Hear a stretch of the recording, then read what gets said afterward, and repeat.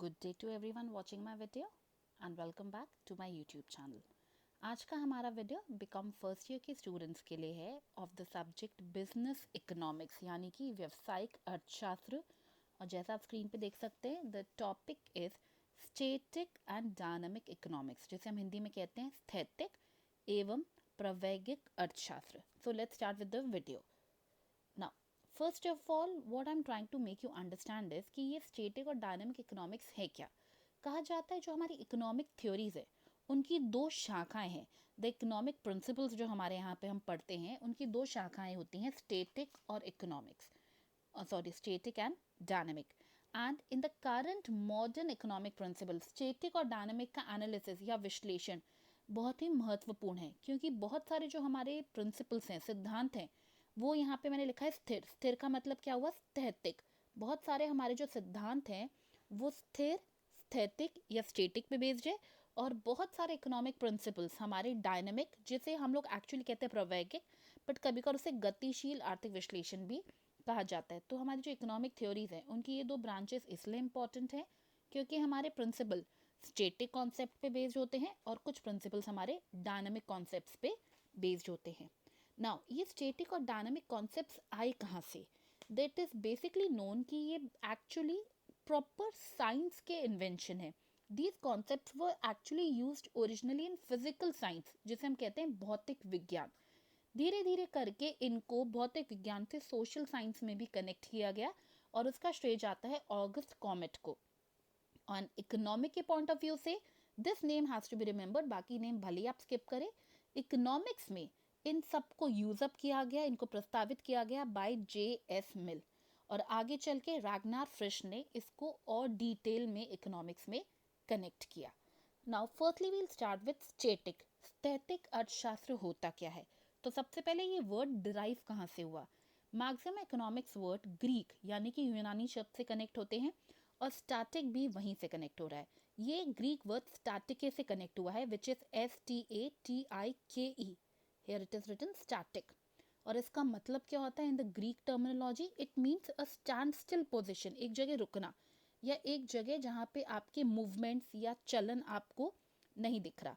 So static is a position of rest और unchange. Static word का मतलब है आप एक जगह हो, कांस्टेंट हो, चेंजेस नहीं हो रहे हैं।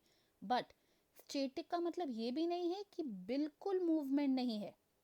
मूवमेंट है, कंटिन्यूस मूवमेंट है, एक रेगुलर मूवमेंट है, लेकिन उस मूवमेंट के कारण कोई परिवर्तन नहीं हो रहा। हिंदी में भी हमने यही लिखा है, स्थैतिक स्थिति आराम या परिवर्तन की स्थिति है, लेकिन इसका मतलब ये नहीं है कि संचलन की अनुपस्थिति है। मूवमेंट नहीं हो ऐसा नहीं है। यह एक ऐसी स्थिति को दर्शाता है जिसमें परिवर्तन हुए बिना नियमित निरंतर तरीके से चलन होता है। Without any changes, regularity, certainty से मूवमेंट्स होते हैं, चेंजेस नहीं किए जाते हैं।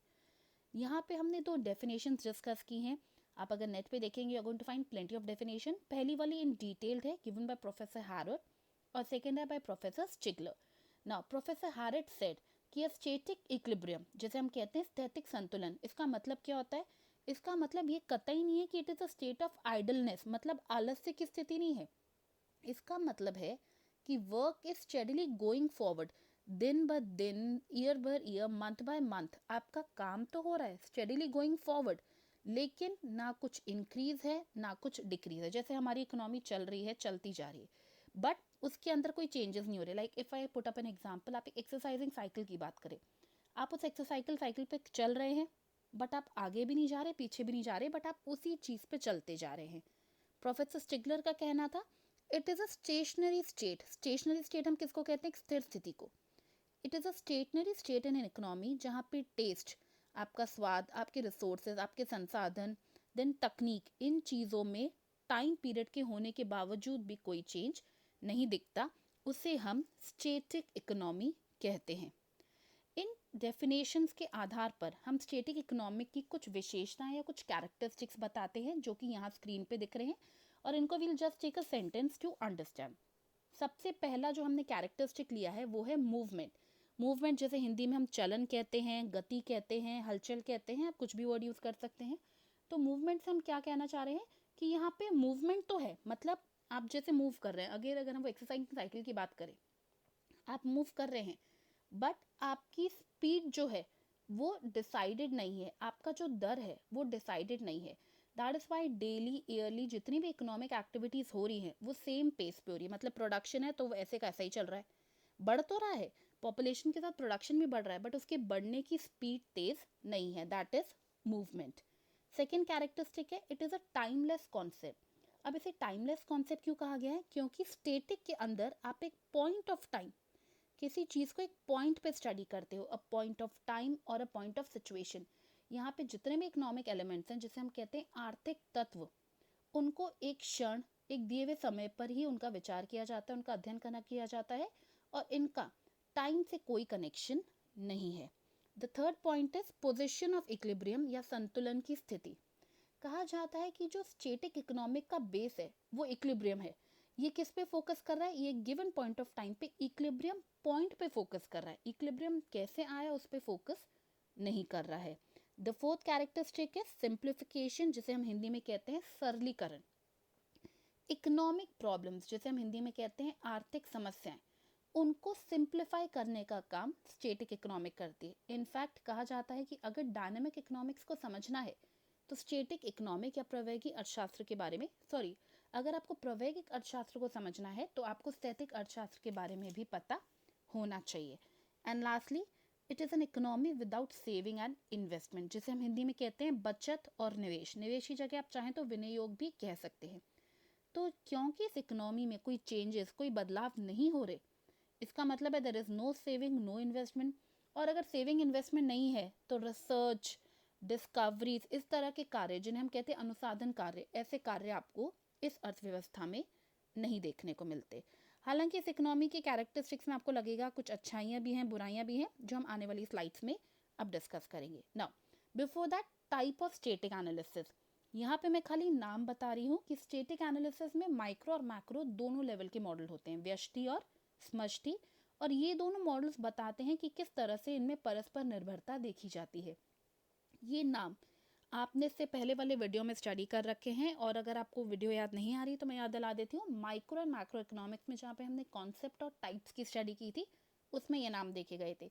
उसमें 3 तरह के होते थे, स्टेटिक, कंपेरेटिव एंड डायनामिक। तो micro static, micro comparative, macro static, macro comparative, ये चारों स्टेटिक के अंदर आएंगे, एंड द डायनामिक आगे चल के आएगा। सो इनके लिए आपको पुराना वीडियो एक बार रेफर करना पड़ेगा। The next thing, sorry, the next thing comes up is limitations. उससे पहले इम्पोर्टेंस की बात करते हैं। पहली इम्पोर्टेंस है, you don't need high mathematical knowledge to understand the static concept. उचित गणितीय ज्ञान की आवश्यकता नहीं होती। और वो क्यों नहीं होती? क्योंकि in static economics without maths knowledge also activities can be done. उनका एनालाइजिंग आप आराम से कर सकते हैं क्योंकि उनका विश्लेषण बहुत सरल है। यहाँ पे आपको इतना हाई फाई मैथमेटिकल नॉलेज की आवश्यकता नहीं होती।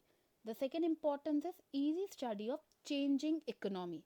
कहा जाता है in today's world the work process in any economy is very complex.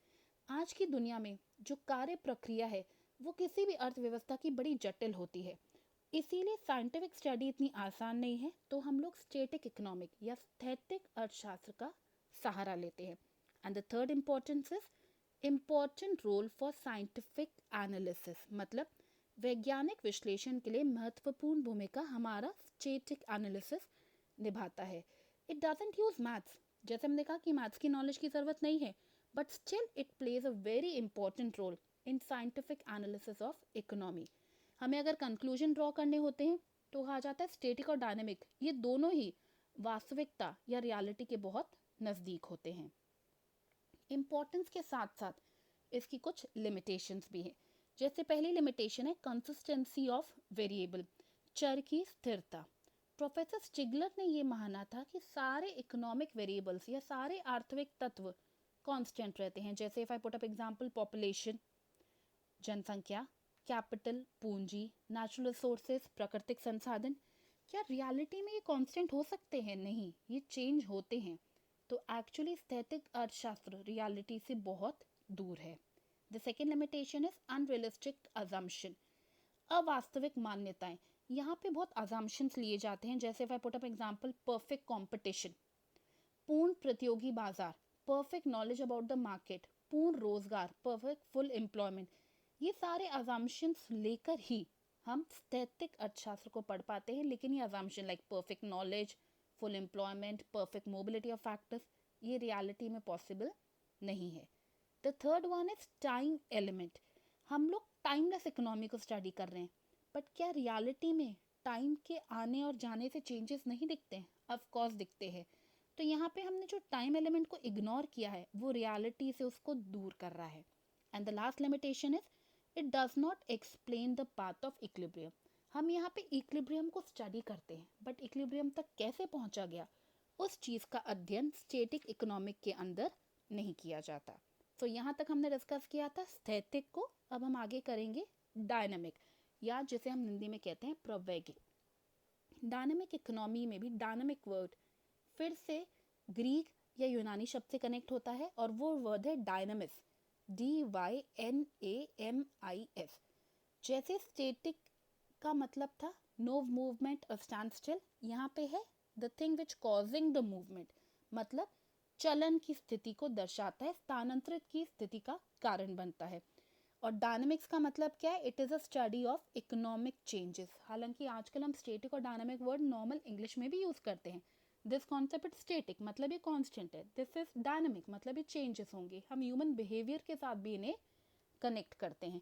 So what we are studying the behaviour of variables through time and determine कि whether these variables are moving towards equilibrium और not. हम लोग यहाँ पे variables को time element के साथ study करते हैं. यहाँ पे भी हमने दो डेफिनेशंस ली हैं. One is given by professor Harrod and one is given by Richard G Lipsey. Now what professor Harrod said, dynamics will specially be concern with effect of continuing changes, बदलाव जो निरंतर होते हैं, and with the rate of change, इन बदलावों के दर, और किससे संबंधित? With the values. प्रावैगिक विशेष रूप से निरंतर परिवर्तनों के प्रभाव से और उन मूल्यों से परिवर्तन की दर के साथ संबंधित होता है जो निर्धारित किए जाने हैं. यहाँ पे मूल्यों का मतलब आपकी वैल्यूज है, आपके वो तत्व हैं जो हम आर्थिक स्तर पे डिस्कस करते हैं. रिचर्ड जी लिप्सी का कहना था कि डायनेमिक एनालिसिस में बी डिफाइंड, अब ये क्या है? It is a study of system, प्रणाली के व्यवहार को परिभाषित करता है. लाइक इफ आई से कंप्लीट इकोनॉमी में मल्टीपल सिंगल मार्केट्स हैं, तो उन सारी मार्केट्स को स्टडी करता है, भले वो इक्विलिब्रियम पोजीशन पे हो या डिसइक्विलिब्रियम पोजीशन पे, मतलब भले वो संतुलन की स्थिति में हो या असंतुलन की स्थिति पे हो. अब इन्हीं डेफिनेशन के बेसिस पे हम कुछ कैरेक्टरिस्टिक्स भी मानते हैं कि हमारी डायनामिक इकोनॉमी के कैरेक्टरिस्टिक्स क्या हैं. जैसे आप पहला कैरेक्टरिस्टिक क्या देख सकते हैं? It is a scientific study. क्या आप मानते हैं कि ये जो कॉन्सेप्ट है डायनामिक इकोनॉमिक्स का, ये एक साइंटिफिक स्टडी है? Definitely. The reality is because ये साइंटिफिक एनालिसिस पे बेस्ड है, तो एक साइंटिफिक स्टडी मानी जाती है. Next, realistic point. This is more realistic अगर आप इसे स्टैटिक से कंपेयर करें, क्योंकि changes are the reality of the situation. जो हमारा थर्ड पॉइंट स्टडी कर रहा है कि it studies only changing situation, वो एक स्थिर अवस्था का अध्ययन नहीं करता, उसमें बदलाव की स्थिति का अध्ययन करता है.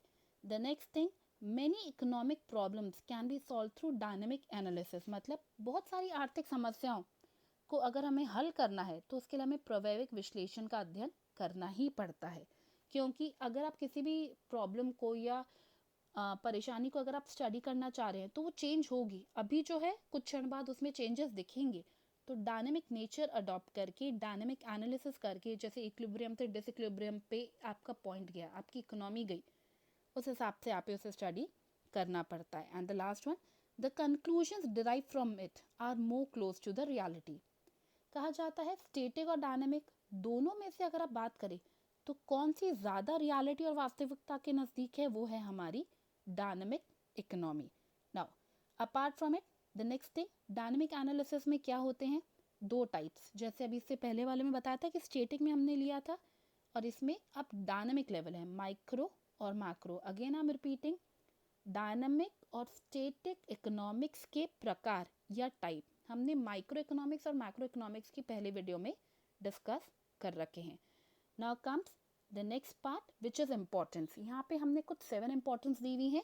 अभी स्क्रीन पे इंग्लिश में दिख रहा है, ऑन द नेक्स्ट स्लाइड यही चीज़ें हमने हिंदी में ली हैं. तो सबसे पहले हम इनको स्टडी करते हैं. पहली इंपॉर्टेंस हमें क्या दिख रही है? Useful in study of economic development, मतलब आर्थिक विकास के अध्ययन में इसको इम्पोर्टेंस या उपयोगिता दिखती है। इसमें मैं प्रोफेसर हेंसर का नाम लेना चाहूँगी। प्रोफेसर हेंसर एक एक्सपर्ट थे डेवलपिंग इकोनॉमी के। उन्होंने ये एक्सप्लेन किया था कि dynamic economics is important for economic development because development happens only due to continuous changes. Always remember, अगर डेवलपमेंट चाहिए तो चेंजेस होने ही चाहिए। तो इकोनॉमिक डेवलपमेंट चेंजेस के कारण ही होगा, और चेंजेस मतलब dynamic economics. Next is nearest to reality, मतलब वास्तविकता के अधिक निकट। मैं ये नहीं कहूँगी कि static is very far, but out of both static और डायनामिक को कंपेयर करें तो dynamic is more nearest to the reality. Why? Because it helps in making correct and proper plans. यहाँ पे क्या होता है, आप सही और उचित योजनाएं बना पाते हैं और इन चेंजेस को उसी के बाद आप अध्ययन करते हैं। The third point is solution of fundamental problems, जैसे हिंदी में कहते हैं आधारभूत समस्याओं का हल। Economic equilibrium, population, business cycle, ये सब कितनी हमारी बेसिक फंडामेंटल प्रॉब्लम्स है जो हमारी अर्थव्यवस्था में दिखती हैं, और इन सब के सॉल्यूशन, इन सब के हल हमें किसके द्वारा मिलते हैं? डायनामिक इकोनॉमिक्स के द्वारा। द नेक्स्ट वो इज फोरकास्टिंग, जैसे हिंदी में हम कहते हैं भविष्यवाणी।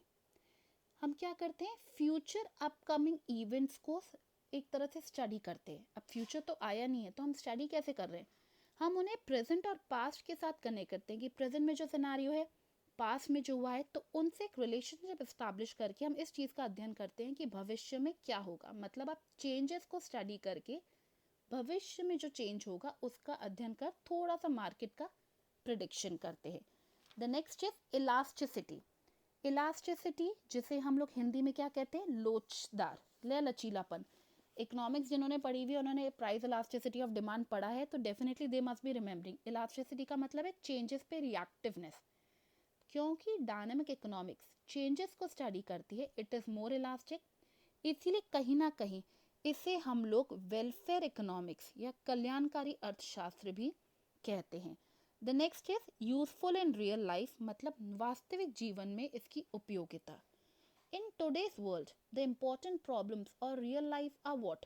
They are included in dynamic economics. हमारे लिए आज बेसिकली जो रियल लाइफ प्रॉब्लम्स हैं वो डायनामिक इकोनॉमिक्स में इंक्लूड होती है। Like if I talk about principle of interest and capital, principle of interest and capital जिसे हम लोग क्या कहते हैं, ब्याज और पूंजी का सिद्धांत। इसी तरह से principle of saving and investment, बचत और विनियोग का सिद्धांत। देन मूल्य निर्धारण के समय। तो ऑल दीज प्रिंसिपल्स जो आज के रियल लाइफ कनेक्टेड हैं वो कहाँ हाईलाइट होते हैं, डायनामिक इकोनॉमिक्स में। And the last one, possible to analyse problems based on human psychological aspect, मतलब मानवीय मनोवैज्ञानिक पक्ष पर आधारित समस्याओं का विश्लेषण पॉसिबल है, संभव है। वो कैसे? बिकॉज थ्रू डायनामिक इकोनॉमिक्स हम लोग कॉम्प्लेक्स प्रॉब्लम्स को एनालाइज करते हैं, जैसे बिजनेस साइकिल, इन्वेस्टमेंट, और ये मॉडर्न प्रिंसिपल्स। लाइक अगर मैं बिजनेस साइकिल का एग्जांपल दूँ, बिजनेस में कभी बूम पीरियड होता है, कभी डिप्रेशन होता है, फिर अब वापस से रिकवरी फेज में आते हो, मतलब कभी मंदी का टाइम है, कभी उछाल का है, कभी रिकवरी का फेज है। तो सारे जो मॉडर्न प्रिंसिपल्स आज के हमारे आधुनिक सिद्धांत हैं उनका अधिकतम, उनका मैक्स टू मैक्स यूज़ हम डायनेमिक मॉडल के बेस पर ही कर सकते हैं। अब यहाँ पे हमने वही सब चीज़ें फिर से हिंदी में लिखी हुई हैं जो इससे पहले अभी हमने इंग्लिश में डिस्कस की। So I am skipping this thing. Now let's come to the next thing, limitations. कि कहीं ना कहीं अगर इम्पोर्टेंस भी है तो आपको कुछ सीमाएं भी दिखेंगी, लिमिटेशंस भी दिखेंगी। सबसे पहले लिमिटेशन है मोर डिफिकल्ट। ये थोड़ा अधिक कठिन माना जाता है। क्यों?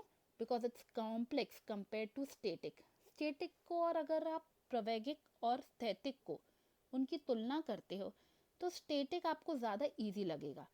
और यहाँ पे क्या है, मैथ्स को यूज़ कर रहे हैं, इकोनोमेट्रिक्स को यूज़ कर रहे हैं, बहुत बड़ी बड़ी चीज़ों की हम बात कर रहे हैं।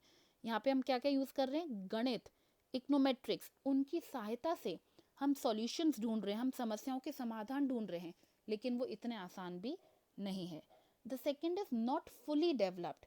हम इसे आज यूज़ कर रहे हैं, कई सारे अर्थशास्त्री, कई सारे व्यापारी आज डायनामिक इकोनॉमिक्स या प्रायोगिक अर्थशास्त्र को यूज़ तो करते हैं, पर ये पूर्ण तरह से अभी तक विकसित नहीं हुई है। And the third limitation is exceptionally impractical method, मतलब असाधारण रूप से अव्यवहारिक विधि है। कहते हैं अगर पेस ऑफ चेंजेस फास्ट, मतलब अगर इकोनॉमी में चेंजेस बहुत जल्दी हो रहे हैं या जिस प्रॉब्लम को हम पढ़ रहे हैं उसमें चेंजेस बहुत ज़्यादा फास्ट है, तो प्रैक्टिकली इम्पॉसिबल हो जाता है उन चेंजेस को स्टडी करना। इस केस में फिर स्टेटिक या स्थैतिक बेटर है। क्यों? क्योंकि स्टेटिक में हम क्या करते हैं, उन सारे चेंजेस को छोटे छोटे पार्ट में डिवाइड करके उन्हें इंडिविजुअली सॉल्व करते हैं, तो सॉल्यूशन फिर भी हमें थोड़े बेटर मिल जाते हैं। Now the last topic for today's discussion कि स्थैतिक और प्रायोगिक अर्थशास्त्र में क्या डिफरेंसेस हैं। इनको फटाफट क्विकली हम पढ़ते हैं। सबसे पहली चीज़ टाइम एलिमेंट, जो हमने पहले ही कहा था कि स्टेटिक में टाइम एलिमेंट को इग्नोर किया जाता है। There is nothing to be connected with time, क्योंकि सारे इकोनॉमिक वेरिएबल्स को एक सेम पॉइंट ऑफ टाइम पे हम स्टडी करते हैं। और डायनेमिक में टाइम का ही सबसे महत्वपूर्ण रोल है, क्योंकि यहाँ पे economic variables different point of time पे स्टडी किए जाते हैं। चेंजेस की बात करें तो स्टेटिक क्योंकि एक ही पॉइंट ऑफ टाइम पे है, तो ये चेंज का पाथ नहीं दिखाता, ये आपको खाली इक्विलिब्रियम बताता है कि हाँ ये संतुलन की स्थिति है। जबकि डायनेमिक बताता है कि कहाँ से कहाँ परिवर्तन हुआ और संतुलन आया या असंतुलन आया, तो वो पूरा रास्ता आपको डायनेमिक या प्रायोगिक अर्थशास्त्र दिखाता है। The next is equilibrium. Static में हम खाली एक संतुलन की स्थिति का अध्ययन करते हैं, we just study a particular point of equilibrium. जबकि डायनामिक में हम कंप्लीट प्रोसेस पढ़ते हैं कि this was the disequilibrium, this is the equilibrium. हम पूरा रास्ता स्टडी करते हैं। ऑल इन ऑल हम स्टार्टिंग पॉइंट से लेके एंड पॉइंट तक कैसे पहुंचा गया उस चीज़ का पूरा अध्ययन करते हैं। The next is study of reality. अगर दोनों को हम कंपेयर करें, स्थैतिक और प्रायोगिक, तो कहा जाता है कि static analysis is more unrealistic. क्यों? ये ज़्यादा हमें क्यों लगता है कि रियलिटी से ज़्यादा दूर है? क्योंकि इसके जो पॉइंट्स है, जैसे यहाँ पे लिखा है हमने perfect competition, perfect knowledge about the market, सही ज्ञान, सही प्रतिस्पर्धा, परफेक्ट पूर्ण रोजगार, इस तरह के चीज़ें रियलिटी में पॉसिबल नहीं है।